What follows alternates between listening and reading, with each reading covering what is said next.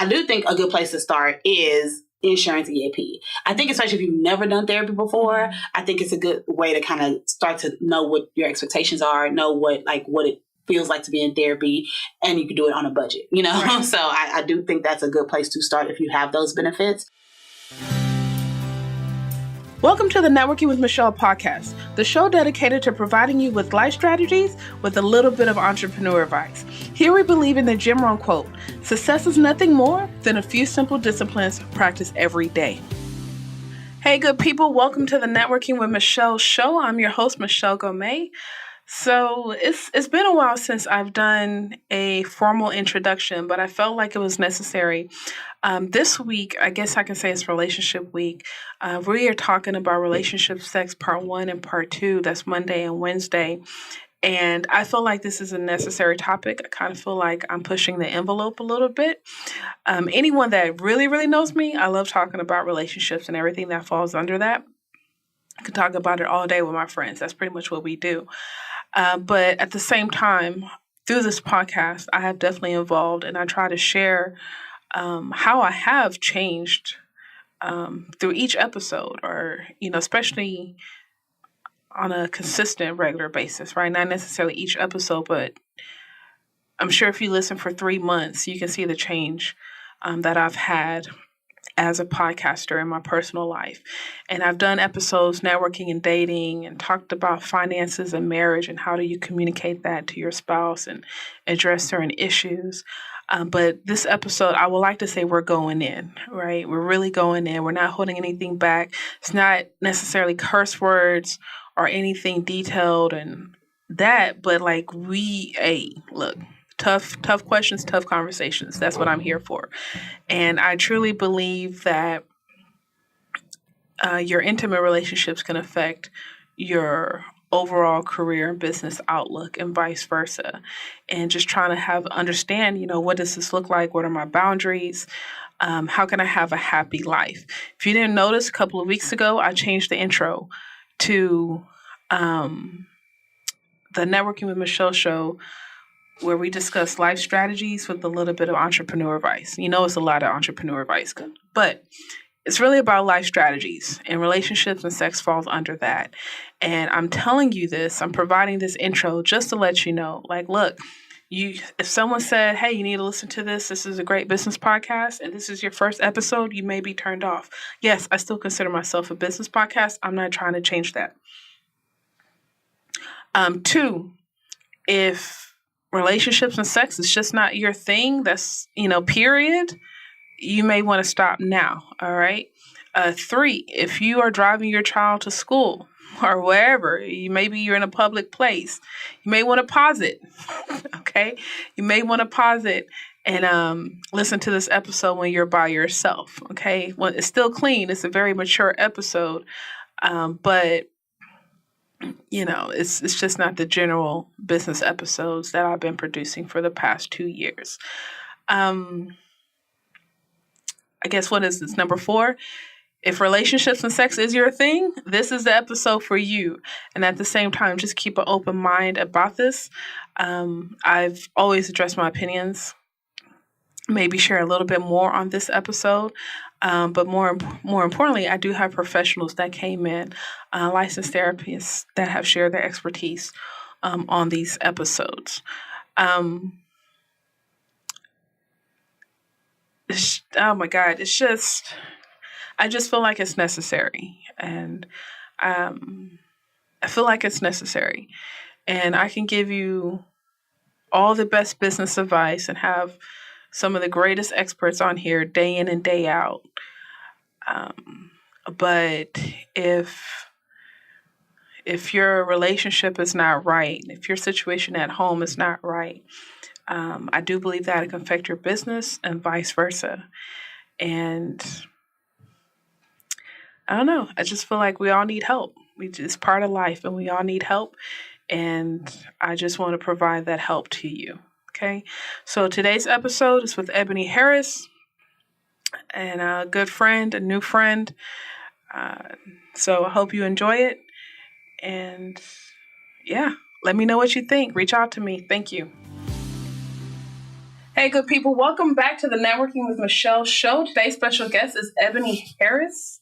She is a relationship therapist and founder of Room for Relations, and host of Room for Relations, Sex and Relationship podcast. Eboni, welcome to the show. Thank you. Thank you for having me. Now, I listen to your podcast. Oh. What are some of the things you discuss on your podcast? On the podcast, we discuss everything from the first date to the last orgasm. So as a relationship therapist, I focus on communication and intimacy. Mm. And so that's what we talk about in the podcast. Anything news related about sex and relationships, any studies that have come out. We do listener letters, and then we just have usually a topic to discuss. And it could be anything, just the most random. The most recent episode, we had two exes. Two of the co-hosts are actually exes. Oh, okay. And so we did an episode way back in the beginning with them. And so we did kind of a revamp this time to talk about their friendship after breaking up and things like that. So let's talk about that. Okay. Okay. Well, let's start with the bigger question as we just jump in. Right. Can men and women be platonically friends? Okay. Before the relationship, just friends? Just friends. Yeah. I have a couple theories on that. Okay. Initial answer, yes, definitely. Okay. I think that boundaries have to be set. Mm-hmm. I think you have to respect, especially we're talking about heterosexual, mm-hmm. men and women, cisgender. I think you have to respect the boundaries of whatever relationships they get into. But I do have a theory that at some point in the relationship, somebody's going to develop some type of feelings for the other person. So it may not be, I want to be with this person forever. It might just be like an interest, why not? And it may not be both ways. Like I said, I think this is just my theory. One person will, and then, you can either address it or you can just get past it, and mm-hmm. then y'all are fine. So, okay. Yeah. Well, my theory is. Okay. No, I mean, it's a simple theory. I think men and women can be friends. It just depends on how they meet. Mm-hmm. So, and I think, but I think what happens, at least for me, like when you're in college, you're doing so much. Like every semester, you have 3, 4, 5 new classes, right. Different activities going on. So it's like you're always meeting people. And I found out like once you graduate, it's like your network mm-hmm. or your activities start to change, mm-hmm. and it's harder to meet people. So I'm like, if a guy approaches me out the blue, I'm like, you're attracted to me. It's right. Right. Versus if you had a house party. And then we're just chatting, and it's right. like, okay, we're friends with Eboni, great conversation. I agree. So I'm like, okay. I definitely agree. It's always funny when guys use the whole, you'll say I'm in a relationship, and I'll say, well, can't we be friends? Like, no. You don't want to be my friend. You did not walk up to me thinking she's going to be a great friend. Like, no. So, yeah, I agree. I definitely agree with that. So, okay, then what about the friendship after the relationship? Because I disagree with my theory. Look, I am not friends with anybody that I've ever dated. But their situation was different because we all went to high school together, and they broke up and they got back together post-college. Okay. And so we all knew each other. Mm-hmm. We weren't necessarily we were friends with the guy. And then he brought her in, but we all knew her because we all went to high school with her. She's cool. Mm-hmm. So we all became friends with her. And so now they've had this 3-year relationship, and we hung out really hard during the time of their relationship as a group. Like, we hung out a lot. So when they broke up, it was like, okay, we've established a friendship, right? Mm-hmm. So now we're friends with both of you. And so y'all are going to have to see each other. And she admittedly said that she is a little bit intrusive as far as like, she just decided they needed to be friends. And so she decided they're going to be friends. Mm-hmm. He was a little bit more hesitant, but because again, we have the same group friend circle, they have to have some type of a relationship and friendship for us for everybody else to feel comfortable. Right. We don't want to have to choose like, oh, well, this person can come, but that person can, and things like that. So thankfully and fortunately, they have decided to kind of have some type of a friendship, which has worked so far. We'll see how. So we gotta listen to that episode. Yeah. Please listen. It was they started arguing like they were in a relationship at one point. We were like, whoa. And that episode came out Monday, 24th. 25th. 5th. Happy birthday, Michelle. Thank you. I meant to say that when you first got here. It's all good. So I guess we should, we jumped straight into we did. Fry pan, but it's all good. But how did you become this relationship / sex therapist? Because, I wanted to be one in college when it sounds fun. Right. There's work. Right. No. You have to do things for that. It's interesting because in my head, I've always wanted to be a psychologist. Mm-hmm. I'm not a psychologist, guys, but that's what I wanted to be. Mm-hmm. I loved Frasier. I used to watch Frasier all the time. And I'm a introvert, so I'm a good listener. Mm-hmm. And so I always thought I was going to do that. My parents are like, oh, go to this engineering high school. So I was like, oh, maybe I'll be a computer engineer because I do like computers. But then after I graduated, I was like, nope, I'm going to do psychology. So it's just always been my plan. Becoming a relationship / sex therapist. I say relationship therapist because I didn't want my parents to be like, my baby. Right, weirded out a little bit. But I knew that in relationships, it includes sex, right? So then I get to talk about this topic that's like my favorite topic to talk about. I mean, relationships and sex are my favorite topics. But I get to discuss this in a professional manner. And that's even when we started the podcast, that was something I would tell my friends like very strictly. In the beginning, there was no cursing. Mm-hmm. You couldn't say certain words because I was like, I don't want it to come across like we're just having this random conversation. I want people to understand that you can talk about sex without it being raunchy, without it being uncomfortable. Like, it's just a conversation. And so now we curse and everything. But in the beginning, I was very strict because I was very particular about how I wanted us to come across when talking about this topic that was so taboo to people. So it's interesting and it's fun. And it's fun to tell people that I'm a relationship and sex therapist too. Exactly. The whole room turns around and is like, wait, what do you do? So I guess what was your training like? So I did undergrad for 4 years. My initial plan was to go directly to get my PhD to become a psychologist. Okay. My senior year in college, I went to school in New Orleans. It was Hurricane Katrina. So came to Houston, evacuated, was here. So you're from? I'm not from Houston. Okay. I went to college out there, yeah. So I came to Houston, evacuated, and then went back to college in January of the following year, and half of my teachers were gone. They didn't come back. Yeah. So getting recommendations and things like that was a little hard. And I had a couple teachers like, well, just tell them, you were in a natural disaster. Everybody knows about it. And I was like, I don't know. I didn't want to be like the benefit case, like, oh, Hurricane Katrina survivor, So I didn't. So I came home, and plus my dad was sick. So I came home, started working right away in mental health. And then I had a couple friends that were like, you really should do counseling. And I was like, no, I want to be a psychologist. I decided I'm going to be a psychologist. I was like, no, you need to do counseling. Ignored them, went to school to get my master's in psychology because I was still like, I'm going to become a psychologist. Finished that. Had a hard time passing the comprehensive exam. And then I finally passed it, but I realized the master's in psychology, there really isn't anything you can do until you get a PhD. So, again, I'm sitting here with this master's degree and people are like, you should do counseling. And I'm like, no, I'm going to wait. Next year, I'll apply for PhD programs. They were like, just apply and see if you get in. Yeah. So I applied for Sam Houston for their counseling program, a focus in marriage and family therapy because I know I want to do relationships. And I did that. So that was 2 more years of school. Plus, we have to get, I think is 500 hours for 2 semesters of direct contact counseling hours. Plus, you have to get 3,000 hours after you graduate of counseling / direct and indirect hours. So you're an intern for 2.5, 3 years after you graduate, and then finally you get your full license. So I've been practicing since like 2012. I've been fully licensed since 2014. Good for you. Yes. I wanted you to explain that. Because I want people to know that you're a professional. Right. And not just an opinion maker. Right. Yes. I have studied this. I have worked with hundreds of couples. Like, this is what I wanted to do. And so, and not to take anything away from other people that, choose to just say they're a relationship expert. But yeah, this has definitely been my interest in my field for a long time. Now, you look young. So how does that work?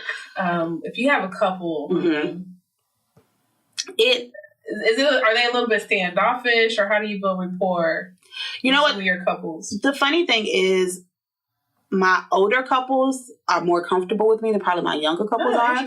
Because the older couples, one of my couples said, we've gotten to that age where everybody's younger than us. So our doctors are younger than us, our therapists is younger than us, the teachers that teach our kids are younger than us. You know, so they kind of understand that as they get older, the other professionals will, younger people, I haven't had too many issues, but I do.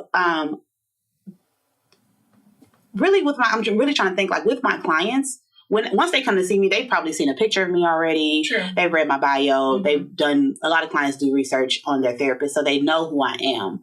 But I've had people outside of that, like when I'm networking or things like that, that have been like, wait, you're a relationship therapist? How old are you? Are you a therapist?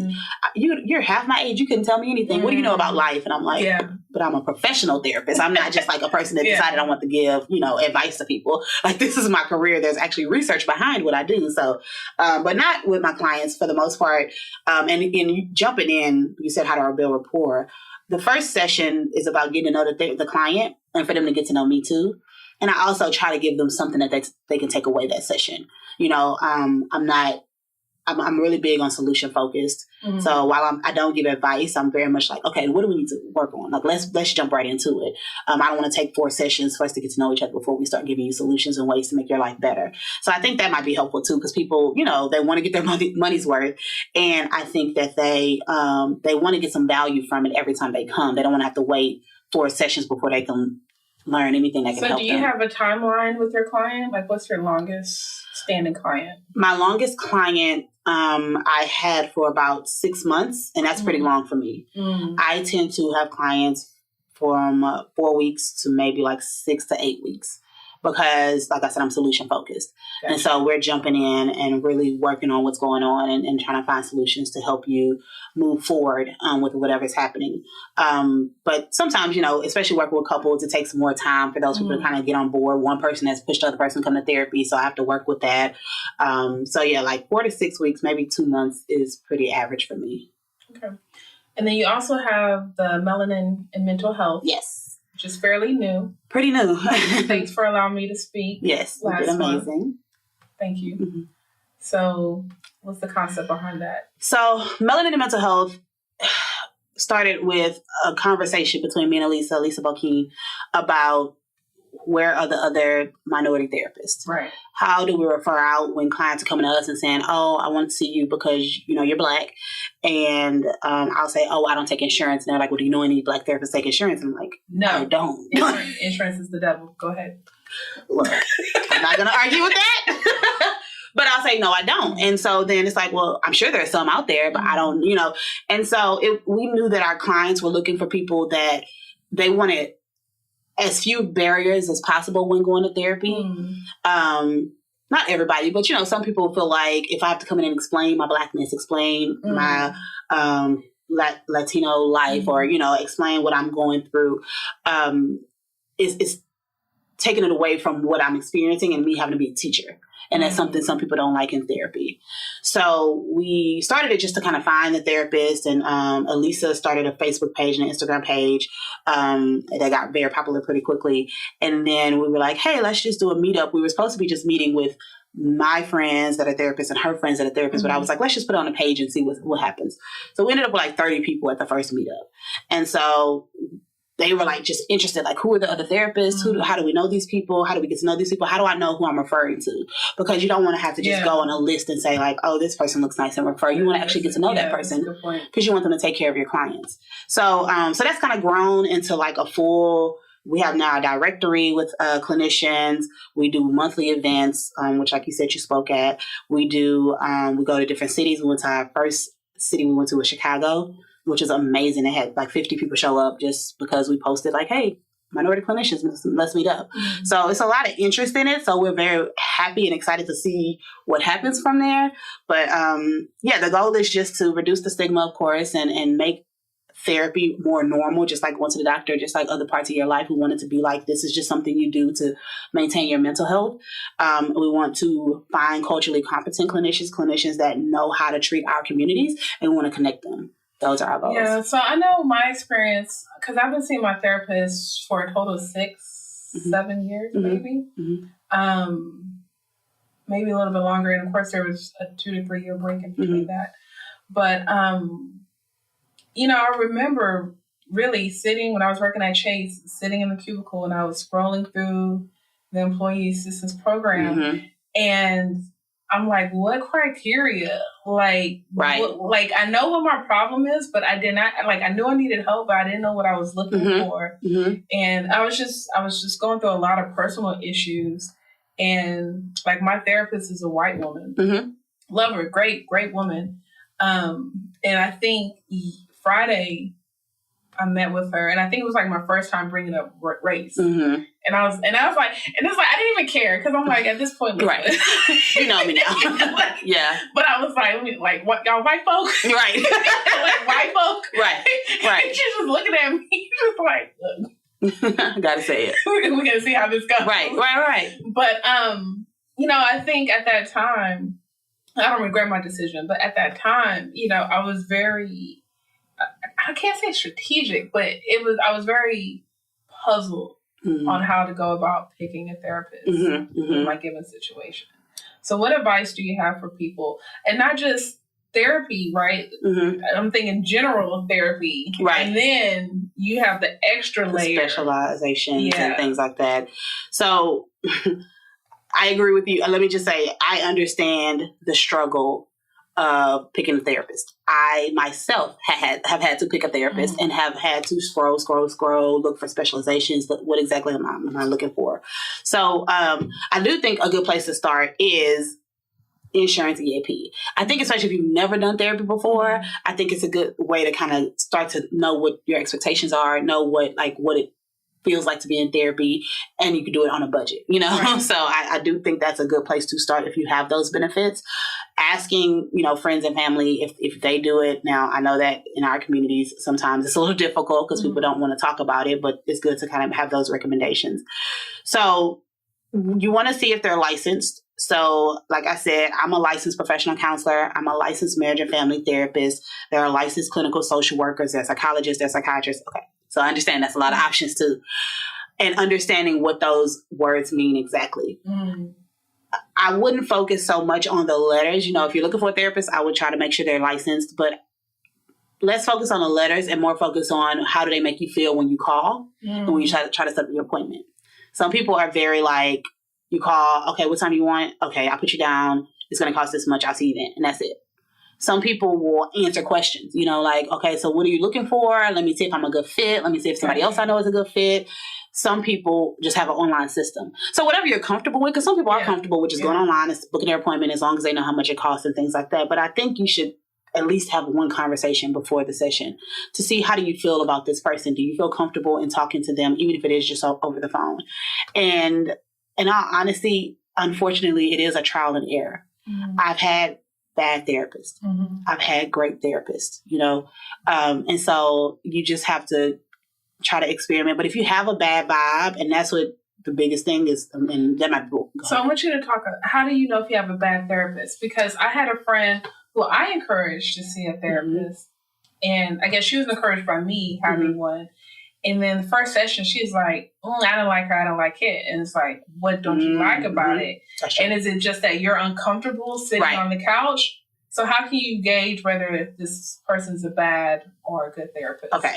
Because sometimes you're just not a good fit for that person. So that doesn't necessarily mean it's a bad therapist. Right. And going back to some of our community issues. Right.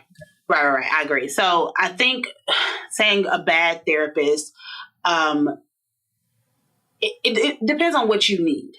So if I'm coming to therapy because I'm struggling with something, which most people go because they're trying to figure something out, that means I'm paying somebody, I would like to spend that time focusing on my issues. If the therapist is pulling their issues out or talking to you about their issues and not in a manner of like, I can relate, but it starts to feel like it's very focused on them and not very focused on you, that might not be a good fit for you. If the therapist is always late, right? I mean, in all honesty, like but again, this is up to you. If you feel like this person is the bomb in that 30 minutes that she does give you, then you do. But you want somebody to take it as seriously as you take it. Right. You want somebody that's going to treat you and care for you in a manner that is helpful and not damaging. I think when talking about the race thing, the therapist that I always refer to for myself, she was a white woman and she was amazing. But I have heard horror stories about when I say something about, being the only minority in this job or things like that, and they belittle it every time you try to say something that is affecting you. Speak on it. Then that may be not the right person for you. I'm trying to think of other things that are like red flags. think those are pretty much like changing it to them. Yeah, I think those are good. Like if that's happening, and again, I think it is important, like Michelle said, that you're aware of, am I uncomfortable because therapy is not always comfortable in the beginning, or is it because this person is not doing a good job of helping me? You have to really be aware of that, which again takes some time. The biggest thing I say is, even if you do have a bad experience, work on being able to tell that person what's making you uncomfortable. Because one, if they're a good therapist, they're going to try to work through it with you. Or two, they're going to refer you out. They're going to say, okay, I still want you to get the help though. So just because I'm not a good fit does not mean I can't help you find somebody that's a good fit for you. Yeah. What advice do you have for people? Because even now, I speak very freely of my therapist, obviously. But I'm like, I'm seeing my therapist at 2, so maybe we can meet afterwards, right? That's awesome. That's awesome. Like, what's wrong with you? I'm right. Nothing. Just therapist is cool. Like therapy is dope. Right. I got a dope therapist. I want to talk to her and see what she got to say about this stuff I got going on. Yeah. I will say this. I do think there's a lot more articles that are coming up, and it's breaking the stigma and the taboo. Yes. But what are some other things we can do to encourage just getting professional help, whether it's a coach or a therapist, things of that nature? The one thing that Melanin and Mental Health is trying to do is normalize it. This is why we do have the shirts that say therapy is dope. My therapist is dope. Like at our meetups, we meet some cool people, like some people that are doing some amazing things, just normal. Like therapists are just human. And I think sometimes we have this idea of like, one, if you go to therapy, it has to be something extreme, right? You have to have a mental illness, and that just scares people, right? Two, the therapist, I've heard this so many times, therapists have more issues than the clients. Okay. That's not, I mean, it's not even a comparison. Like those two things shouldn't even matter necessarily. But people, that's one of the myths that people have. And that therapists are like above, I guess, like a step above, or kind of like we're under doctors, but we're above like normal lay people. and that's, all of us are human, like, right? I go and hang out with my friends, I watch trash TV. Like I'm a human. Okay. So I have a friend, I think she's debated therapy, but she's so concerned about like, what if I see my therapist, or what if my therapist and I are at the same networking event, restaurant? Right. I mean, have you had that situation? Like, how does that play out? I definitely have. With my therapist. Are you even? I definitely have. Different tax bracket than me. Right. Are we hanging out the same places, or right to your therapist at Walmart getting that 50% off something? I have ran into clients out. Not often though, because my practice was outside of Houston, and and I live in Houston, so it wasn't like a regular thing. But as I'm moving my practice into Houston, I understand that that's probably going to be more likely to happen. I always give a disclaimer. We talk about confidentiality in the beginning. We talk about what to expect and what not to expect. And one of the things I tell my clients is, hey, if I see you out, I'm not going to speak to you. I'm going to walk past you like I don't know you. If you choose to speak to me, that's fine. But I do understand that that could be a difficult thing where somebody's like, well, how do you know that person and that type of stuff? So I'm going to pretend like I don't see you. It's not because I'm being rude. Okay. It's not because I don't want to talk to you. It's just that to protect your confidentiality, we don't know each other outside of this office. Okay. If you walk up to me and say, hey guys, this is my therapist, I'm going to wave. Nice to meet everybody. Nice to see you. And then I'm going to politely move on, And one of the things that when I was in supervision, she said, we had I worked outside of Houston. So a lot smaller than Houston area. Houston is so many options. Yeah. Like I don't have to be in the same place as you. But one person was like, well, I found out my client was a waiter at my favorite restaurant. What do I do? And she was like, you have to stop going to that restaurant. And he was like, but that's my favorite. You have to stop going to that. So we are willing right, exactly. We are willing as clinicians to make the sacrifice, right? I don't have to go to every networking event and 5 of my clients are going to be there. Maybe that's not the one for me. So we have to learn that to protect our clients, we make the sacrifice and do what we need to do. So if that means that I can't go to this birthday party that I really want to go to because I know 2 of my clients are going to be there and I don't want it to be uncomfortable for them, and I'll make that sacrifice. Dang, that's cool. That's cool. Okay. So let's talk about the good stuff, right? Okay. the better stuff. Let's get to it. The better stuff. Relationships. are crazy. Mm-hmm. Crazy. So I did a 4-part series. I keep bringing this up. I did a recent interview with Rita. We talked about networking and dating. And you have a blog post, social events, dating, I think. Something. But what are your tips on that? When are the lines blurred and crossed? So my blog was about being in a relationship and having to go out and navigate in the social world. Mm-hmm. So going to company events, friend events. Solo. Yes. that could be the better option. But it was just about like, how do you deal with that? Because a lot of couples do well when they are by themselves. But as soon as you put them around other people, when your friend made this joke that I felt like was inappropriate and you didn't say anything, like it can be all kind of things. So many things come up once you start inserting other people. Once you becomes insensitive. Right. I need you to defend them pigs in New York that your friend made a joke about. Like things that you would never even think about. But so as far as I'll talk about the relationship part first. As far as being in a relationship and going out, I've told my couples this several times. Like, you need to prepare. I love having secret signals.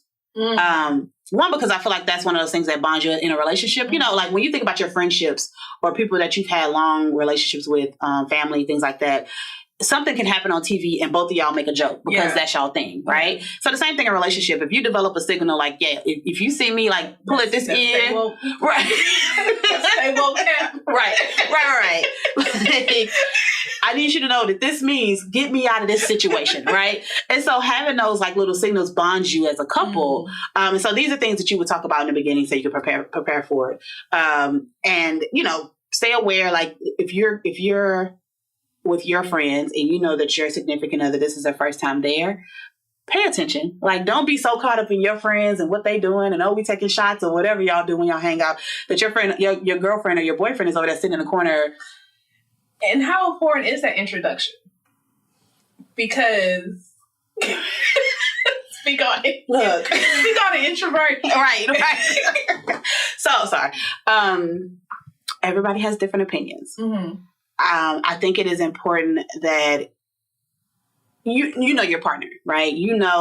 I have friends that I can take anywhere with me and they will talk to everybody and they are perfectly fine and everything is good. If you know your partner is that type of person, then you don't really have to worry about that too much. But if you know your partner is an Eboni who goes and, I'm social enough. I laugh, I talk, but I'm pretty uncomfortable around people I don't know. So if you know that I'm your partner, it's going to be important that you really look out for me, that you say like, oh, this is somebody that you should meet. This is something y'all could talk about, to kind of help ease the conversation.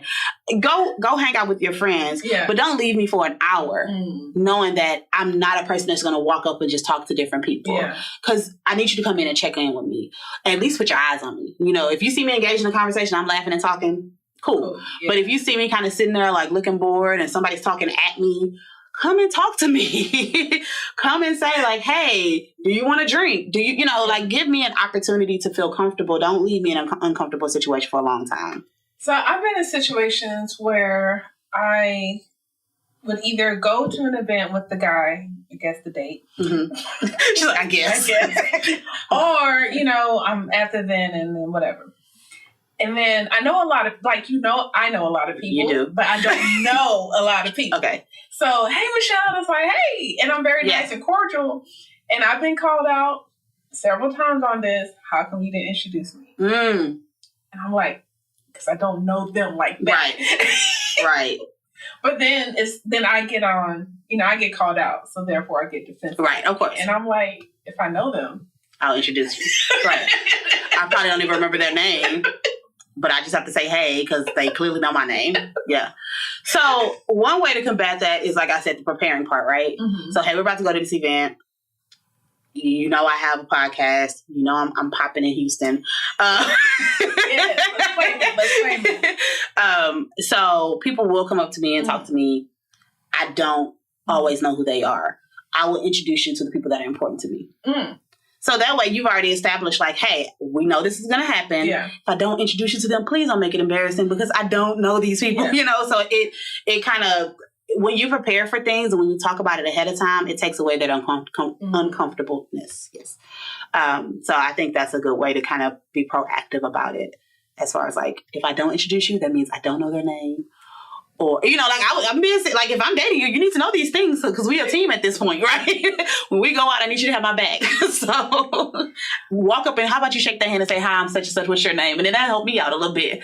But anyways, yeah. That's fair. That's true. Which is more important, chemistry or compatibility? Compatibility. Chemistry fades. That sounds so sweet. I know. Well, chemistry fades. That passion, that interest, that thing that excites you is sometimes just the chaos of the relationship. It's not even that it's anything stable, but it fades. And so if you don't have that compatibility once it fades, then what do you have? Why would you stay? If it's not fun anymore and we're not like all intense with each other and we don't like the same, or even not even have to like the same thing, but we can't have conversations and we can't have some type of common ground, then what are we staying for? So, yeah, I know I've worked with couples that have been married 2 years and couples that have been married 50 years. And it's ups and downs. Right. So we might not have chemistry for 2 years. What we're going to do? We're going to break up? No, we're going to stay together. Okay. And hopefully we're going to work on this and this chemistry going to come back. You know, so I don't think you can rely on it. Yeah. Of course, go both. But compatibility is definitely more important.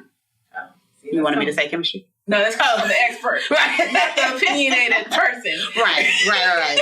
This is from experience of watching couples. And that's a good point. That's definitely a good point. Mm-hmm. I probably would have leaned. Chemistry is great. But here's the thing. So I'm about to go on a tangent. Go. People are so focused on chemistry and passion, and a lot of times what that is instability. So it's fun when somebody like, you don't know if they like you, maybe they like you, oh, we sexually attracted to each other, like all that kind of stuff. Mm-hmm. But it's fun because it's not consistent. Consistency, people aren't that attracted to. If you answer every time I call, dysfunction is sexy. Right. Speak on that. No, people find dysfunction attractive because it's a mystery. It's something there that's like keeping me intrigued. If the person you're dating called all the time, answered all the time, it's too easy. Was direct and like, I really like you and I want to see where this goes. I think we should, like, yeah, it's going to be like, the right thing. He likes me too much. She's clingy. It's always a negative thing when somebody is just being direct in what they want. But when they're like being kind of coy and all that kind of stuff, then all of a sudden it's like, oh, we have this like chemistry and this passion. And it's just like, you never know what's going to happen.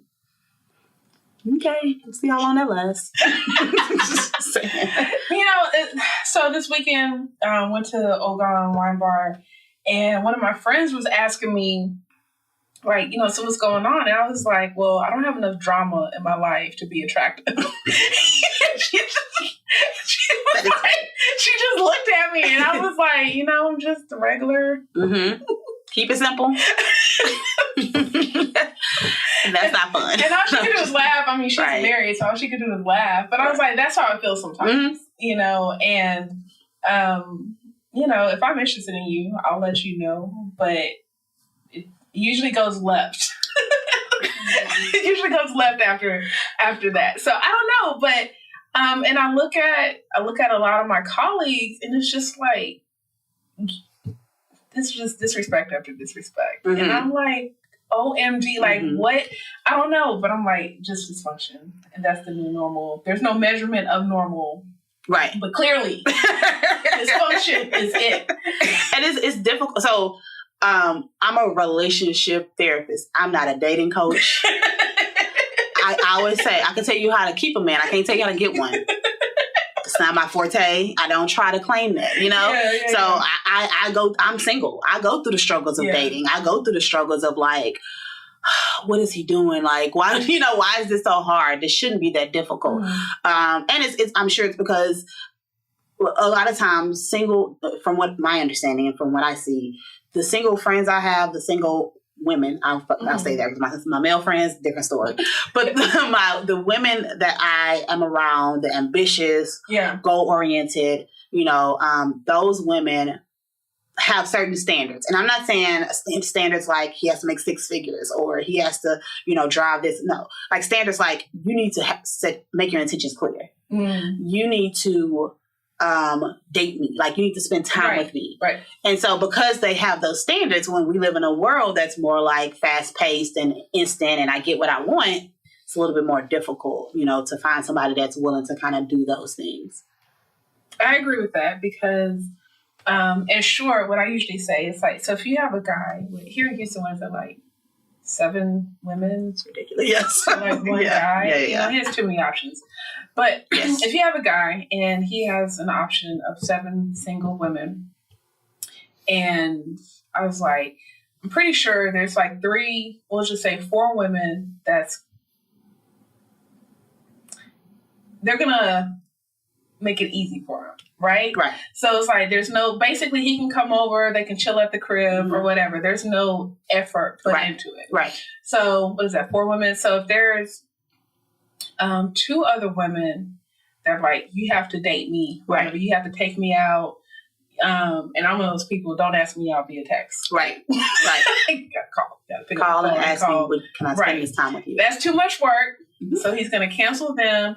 And then there's going to be some other chick, whatever she has going on, he's going to like her. But it's kind of, it's like, I'm going to do a little bit, but I'm always going to have that fallback on rotation. Right. The effort isn't necessary anymore. We just talked on the show a few weeks ago, we talked about a study that basically said that men are less ambitious even in their careers because they don't have to be. In the past, they needed to be ambitious. They needed to be the breadwinners. They needed to make the money. But now they don't necessarily have to be. So then you see it across the board in different areas. They just aren't. They're not working as hard because it's not necessary. And my male friend co-hosts agreed. They were like, it's not even like it was talking about getting married and like they don't necessarily get married at the same pace. And it was like men get married for consistent sex. Hate to put it like that. But, that whole lack of options type thing. But if I know that if, you do something that I'm not a fan of and I break up with you and within 2 weeks I can have sex with somebody else, like I don't have to really stick with you and deal with whatever we got going on because I can find somebody else that's a little bit easier. Well, I do think, one person won't do, the other will. Somebody else will, yeah. Right. But that's unfortunate because, in relationships are ups and downs, right? So if we're having a downtime and I'm not to my best because we have whatever's going on with us, you just get to walk away, So let's talk about insecure for a moment. Because you mentioned the downtime. And what I think the thing is we're not patient with people. Yes. Right. As we're developing, I know I'm developing, but I'm not patient with you. Right. As you're developing. Right. Like I just will go to look that. And I was telling a friend about Insecure, and he didn't like the show, and that's fine. And he was like, they should do this and this and this. And we compared it to Friends, and I was like, when we watch other sitcoms, Friends, from the beginning, we see the character development. We see a bunch of friends, and then, Ross has his crush, and then they develop into a relationship. But in Insecure, like, we see them it starts off in their worst state. Right. Definitely. Like, in the middle of chaos, and then it's pretty much a downward spiral. Right. Sometimes roller coaster. A lot of down. And I kind of was like, I think you have to give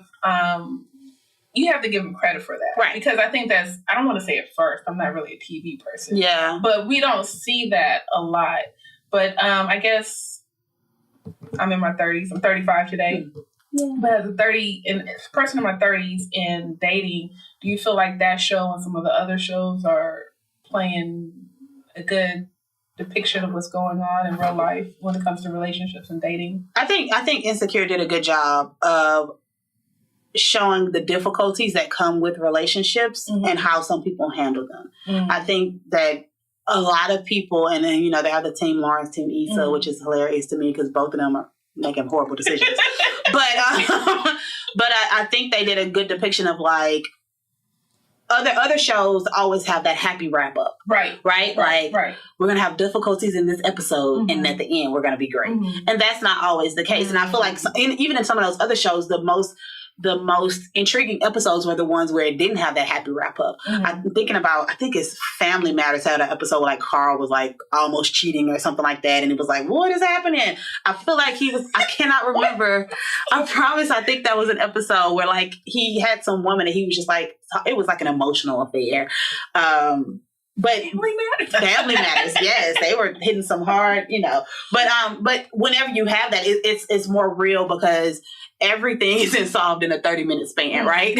Every issue that you have within your relationship, everything that you're facing isn't always solved. And so to see like them start off, like you said, in the thick of it, like she's already frustrated. He's kind of, wasting his energy and his talent and things like that on this app. But not even really doing that, just kind of hanging out at the house. So now she's feeling like she has all this pressure on her. Like, I feel like that was a really good depiction of what people go through at different points of relationships. And maybe if they had, let's say, stayed together in 5 years, it would have been the opposite. She gets fired from her job and now he's working, because that's what happens in relationships. We sometimes have to bear or take on more or carry the weight, of the other person when they're not doing so well. But no, I think I love that show. And I think they do a really good, it's a little extreme, of course, just because it's TV. Of course. So it has to be. But I think they do a good job of just showing different types of relationships, even the friendship side and that type of stuff. Once a cheater, always a cheater? Once a cheater. No, not once a cheater, always a cheater. Once a cheater, be aware and learn from your mistakes. I work a lot with infidelity. And the biggest predictor of whether or not that person's going to cheat again is how they act once they've been caught.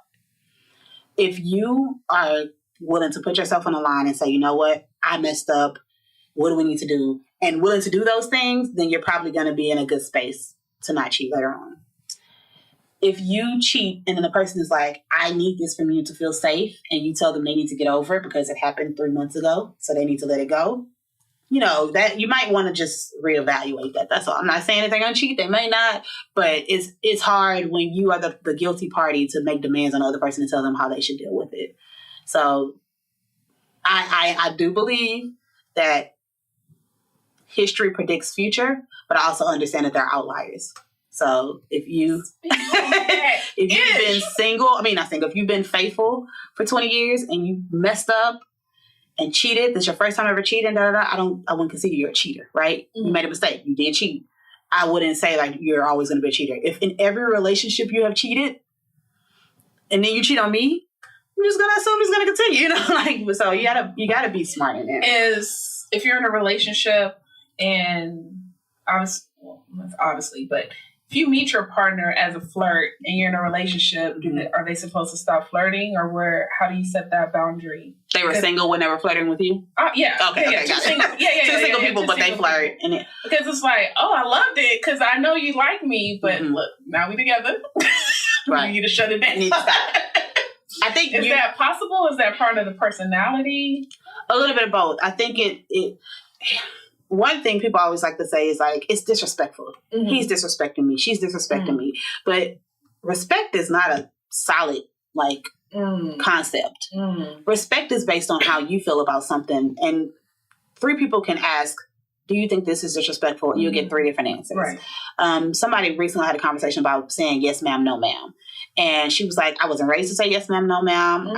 That's just not my thing. If I have kids, they don't have to say yes, ma'am, no, ma'am. I don't feel like that's disrespectful. The person she was talking to was like, that is so disrespectful. How do you not tell somebody yes, ma'am, no, ma'am, da-da-da. So again, these are things that you've been raised on and that you've learned. So just because someone is flirting, quote unquote, with someone else, what makes it disrespectful? If you're standing right there and they're flirting with somebody else, like, you're right there, so it depends on what that line is. So I think being very clear on what your line is, if you know they're flirting and that's how y'all met and you've seen them flirt with other people and that's just what they do, then understand what your line is, but also understand how much of that is your own insecurities. Because somebody might say that they're a flirt because they smile at somebody and say hi. So figure out how much of that is your own insecurities and how much of that is really them being disrespectful. And set boundaries. Just say like, this is what I'm okay with and this is what I'm not okay with. And then they have a right to kind of come back and say, well, look, this is who I am. And, I can work on it, but I can't make any promises, So communication. Is monogamy real? Monogamy is real for the people that want it to be real. monogamy works for monogamous people. Don't try to make someone who wants to be monogamous not. So, but women like to change people. Yeah. Women like to believe they can change. I don't know when we got to the place where we decided that instead of, I wouldn't even say that. You know what? I think this is new. It's a new concept of finding somebody that's compatible with you. Mm-hmm. In the past, you dated somebody who was close to you. Mm-hmm. You dated somebody who was available. Mm-hmm. And you dealt with whatever was going on. Mm-hmm. It's a new concept to try to find somebody that you're compatible with, that y'all have similar interests, and that you want to have a long-lasting, healthy relationship with. It really is a new concept. So I understand the struggle with that. But with all this growth that we have made as a society, you have so many options. There are a lot of people that are interested in polyamory and open relationships. There are a lot of people that are okay with that.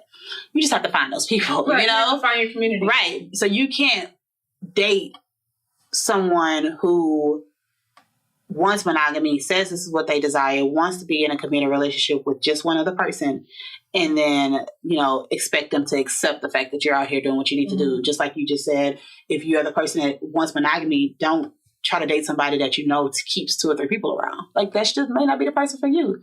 If they say, like, yes, I can try it, I'll do it, that's fine. But understand that if that's something that's just not natural and comfortable for them, then they might not be the person for you. Date people that want to date like you date, like that are interested in the type of relationship that you're interested in. So simple, yet so profound. It's true though. I think I do what you just said. So simple, but people have a hard time with that concept. But I think people are just more interested in having somebody than having to write somebody, and so that's the problem. I see it all the time. I was talking to my therapist last month, I believe, and I don't know where this came from. Well, actually, it was my personal situation, and in a nutshell, I just feel like people, you know how like we brag about when we go off on somebody, like I went off on him, I went off on her, and yeah, because that's cute.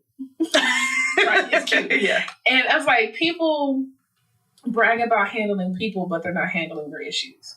Mm-hmm. And it's like you're bragging about I went off on him, and da da da da da. But I'm like, you're going from person to person with the same issue, right? How can one start a self-assessment or the self-awareness? Like, I mean, like, I had a break. When I decided to go to my therapist, it was the end of a relationship. And so the relationship had ended. I don't know how much time had passed, but it was on a Friday night. Got home, think I'm about to go out, think I'm about to do something. I'm calling, I'm texting people. No one's answering my calls and my texts. And I was literally alone in my thoughts. And I broke down, I cried, and I was like, okay, I need help. Because I spent so much time being busy. And it's like I had that one moment to myself. And I was afraid. Right. I think that's a good start, because I think that people busy themselves so much, and we find things to occupy our mind, our time, our thoughts and things like that, so that we don't have to focus on ourselves. And then it becomes so easy to see everybody else's fault, but we haven't spent any time really even thinking about our own thoughts, because we're busy. I got too much stuff to do. So I do think that's a good place to start, is to try to, spend time with yourself, and spend time with yourself, not just being occupied. Like, spend time with yourself, like, do your hair in silence, or just find time where it's just you and your thoughts and what comes up and what pops up. I'm a big believer in working on family of origin stuff. So focusing on things that you've experienced in your life and things that you have learned from your families. That doesn't mean it's always a bad thing or a good thing. I just think it's good, again, to be aware. I do an exercise with my clients where they have to list the positive traits and the negative traits of their parents, what they feel like they missed, they didn't get when they were younger, what they wish they had gotten, how did they react to stress and things when they were younger. And then we talk about how they do the exact same thing now, because that's what we do, I know. So those habits, when I used to throw a temper tantrum when I was a kid, but now I don't throw a temper tantrum. I'm not on the floor yelling and screaming, but I might throw a shoe at somebody. It's the same thing, right? It's just an adult version of that. Yeah. And so really understanding, who you are, how you have grown to become this person, I think is the first step. And identifying that as much time as you're spending focusing on other people's issues, you're engaging with these people for some reason. So why do you keep picking people that have issues? That was another thing. Can't be saving me those. I was like, I am the common denominator. Right. And something is not right. Right. We can't keep blaming everybody else. Like, who is always here? Who is always here when the drama happens? Who is always here when I have to go off on somebody? Who is always here when I have to cut off a friend? What's wrong with let's figure out what's going on with that person. Yeah. You know? Yeah. Have you read the book called Your Brain on Sex? No. It's a good book. And it talks about family origin. Wait, who wrote that book? Sorry. I'm horrible when it comes to authors. But it's called Your Brain on Sex. And basically he talks about, he or she, I can't remember, but talks about, whatever pretty much what she said, right? Mm-hmm. So not so much our characteristics and our traits, but I guess our sexual behaviors come from whatever we learned and experienced as a child, right? And it also states that it was written by a therapist, so there's all these stories in there, but also states that's why, like, some people cheat, right? Mm-hmm. Or they go from, person to person because it's like, yeah, you're good on paper, but deep down I have this desire. Right. Oh, yeah. Yeah. So I'm going to create this secret life to explore my desire. Explore that, right. Yeah. I'm going to stick with you because we need everybody else to see us looking this way. Right. But I'm so unsatisfied, I'm going to go do some other stuff. No, yeah, definitely. And it explains, family of origin talks about like why some people are okay with infidelity. I would say that people have triggers, right? We have certain things that, like, this is my line. And it's not what people think it is. Like, oh, if he cheats, I'm going to leave. No, that's not really what that line is. I've had people that will stay in a relationship with somebody that cheated on them, and not even like, I'm okay with them cheating. Like, they throw tantrums, they flip out because the person's cheated every single time they find out the person's cheated. But they stay in that relationship until that person doesn't pay a bill and the lights go out.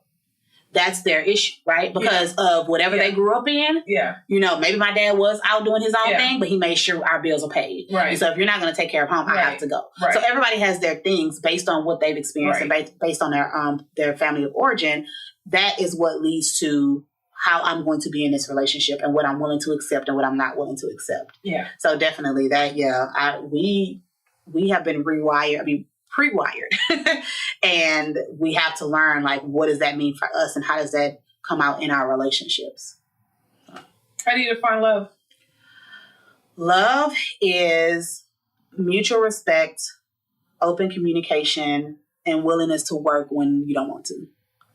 And so it's nice to, say, like, it's when you really care about somebody a lot. Yeah, sure. But when you love somebody during those times when you know that I don't want to be here, or I don't want to do this, you might leave. I'm not saying that you have to stay there, and if you don't stay, you're not in love with that person. But then you come back and you try to deal with whatever's going on.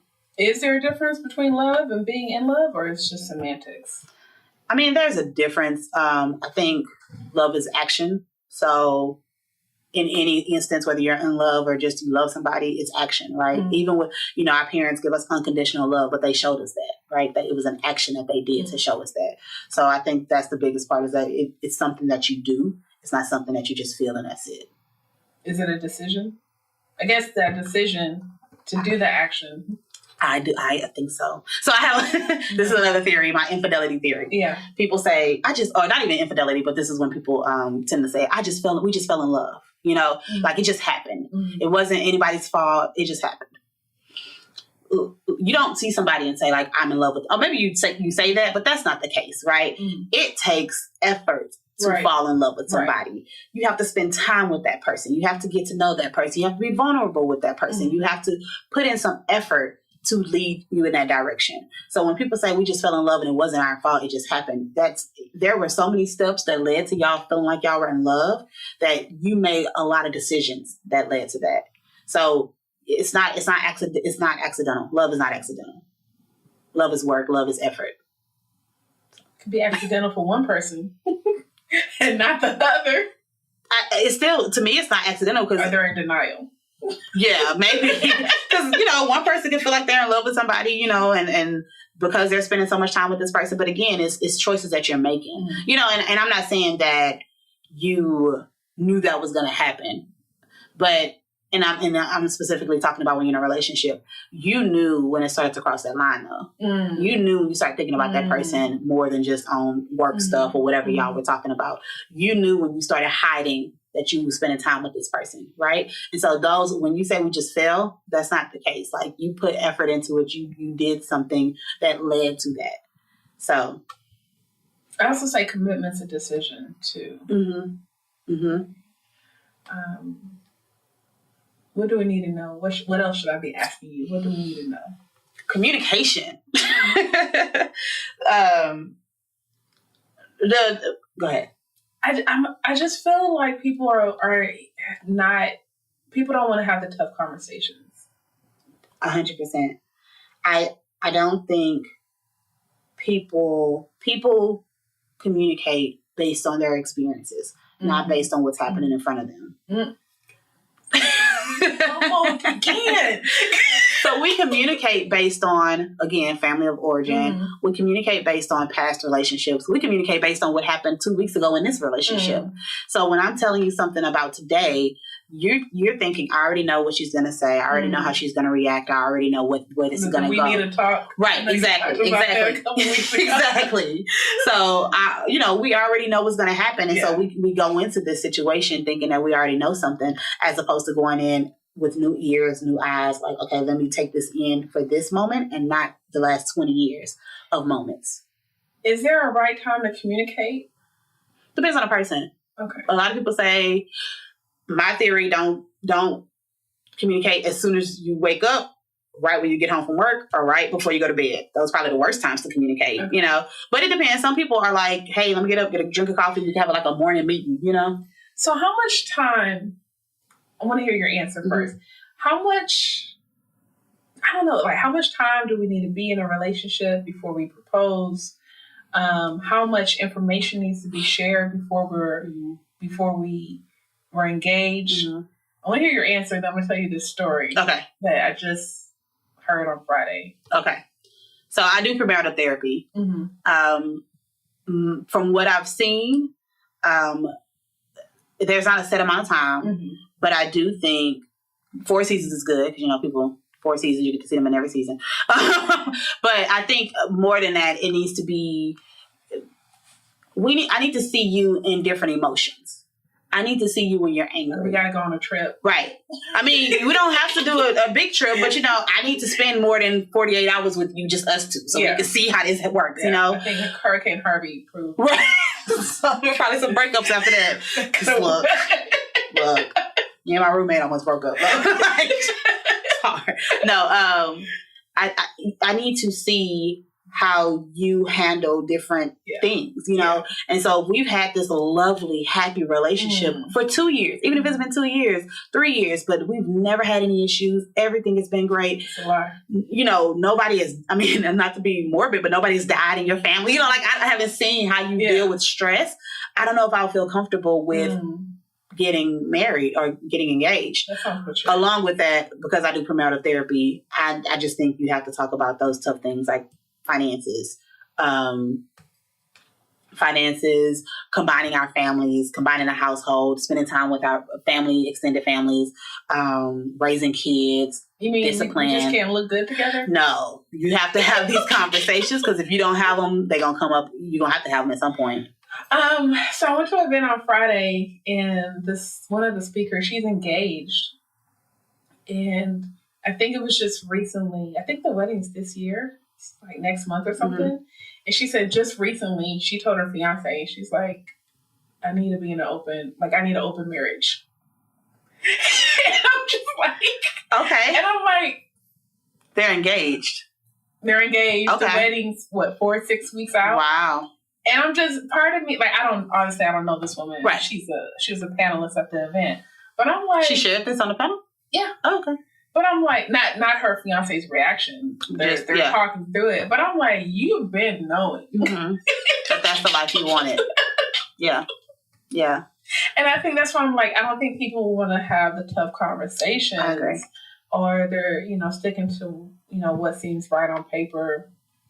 But go ahead. I think, so obviously everybody grows, everybody changes, and something you said earlier that I wanted to kind of hit on is that we grow at different paces, right? So, we get married, and I've had couples that were in open relationships throughout the relationship. And then one person is like, all right, we got kids now. Like, I don't want to do this anymore. The other person's like, well, this is how we started. This has been our relationship, So people grow, people change, and you have to start renegotiating the relationship and things like that. So I understand that maybe she didn't know before they got engaged. Maybe once she got engaged, she was like, wait, I just remembered, want to be in an open relationship.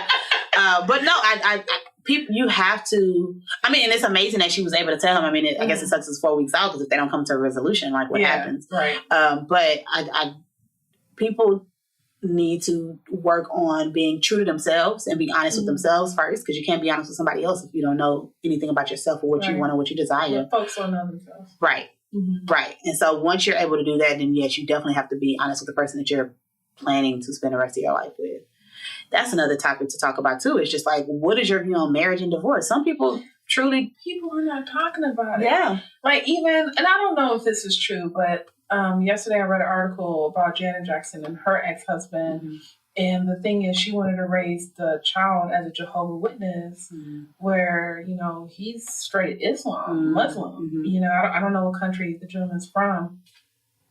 But, and then they were saying Muslim law, the child is going to grow up under their father's direction. And I'm African. I'm not Muslim. I am Christian, but I am African. And I know in a traditional aspect, it's kind of like the same thing. Like you take the father's lead. I have my dad's last name and all these other things.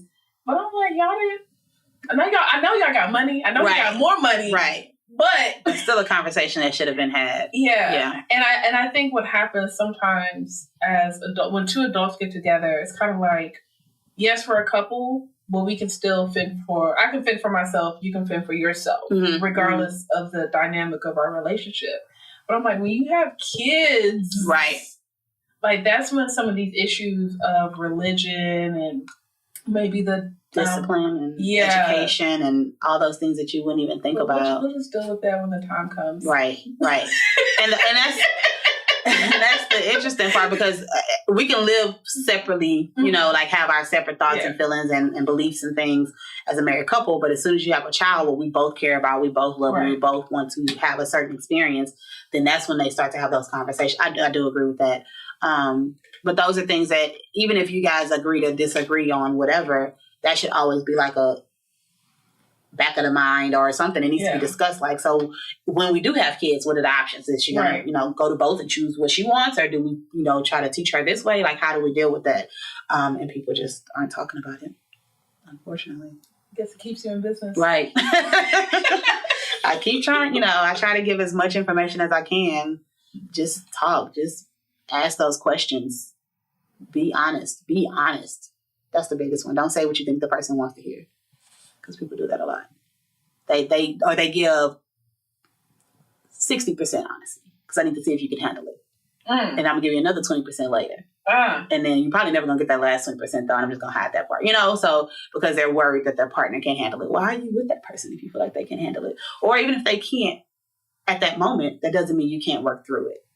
So you have to have faith in the person that you're with and trust that they can deal with it. And if they can't, you need to go talk to somebody about that. Because why are we in a relationship if I can't be honest with you and tell you my desires and my interests and what I want, and know that I'm not going to feel judged or belittled or anything like that? Is closure always necessary? No. Yes. Closure is you moving past something. It's not, I need to talk to this person and tell them and hear this and know and have all my all my questions answered, because you're probably going to come up with more questions in 2 weeks. So closure is you dealing with what you need to deal with to get past it, and not leaning on somebody else or depending on somebody else to help you get through it. And then that person pulls you back in. So what if you're dealing with it, right? I'm dealing it in my own jacked up way. I like that you said that because that's the way it's I'm dealing with it in my own insecure way. Right. Got these bottles and these women. For $47. Right. Right. Mm-hmm. But no, seriously, if I'm dealing it with, I'm a savage. Mm-hmm. If I can't have you the way I want you, I don't want you. Right. Okay. So if I'm dealing with it in my own way, which I'm probably cutting off ties, so whatever friendship you thought we had. Done. I like it. It's the only way to get over it. Let's cut them off. Cold world. Cold world. Right. Okay. No, but at least 60 days. But I'm dealing with it, right? And then it's kind of like, you're inviting yourself into my space, right? So do I need to be like, no, or ignore you? Like,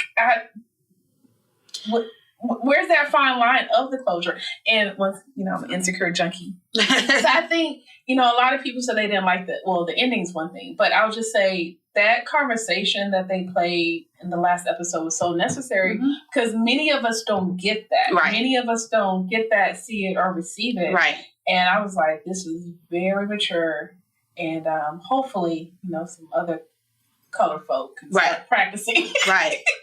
But I think with that conversation, the most important part is that whatever we have going on in our head isn't always the truth.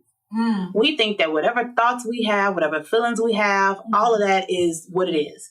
And not understanding that you were in a relationship with this person that loved you and cared about you. They might make some horrible decisions after y'all break up, and they might do some things that hurt you. But knowing that this person cared about you at one point, what makes you think they just automatically stopped caring about you? Exactly. Yeah. And so I feel like that conversation was just kind of like validation. Like, just because we're not together does not mean that the love is gone, does not mean that I don't wish the best for you and all those things.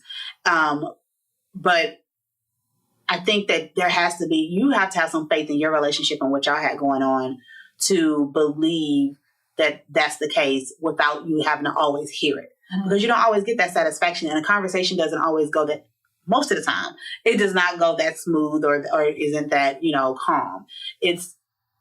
They're not going to answer the question 100%. They're not going to tell you 100 of everything you want to hear or the way you want to hear it, which is probably part of the issue y'all had in a relationship, So it's funny when people are like, I need to get closure, we need to communicate. And I'm like, but that was y'all issue in a relationship. So why do you think this is going to be different?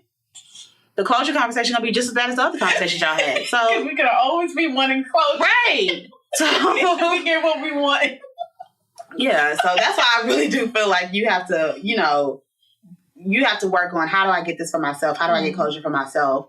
And two, not letting your own thoughts dictate what is fact for you. Because that's not the case. Like, it was two people and you can't assume that person is an evil, angry, mean person.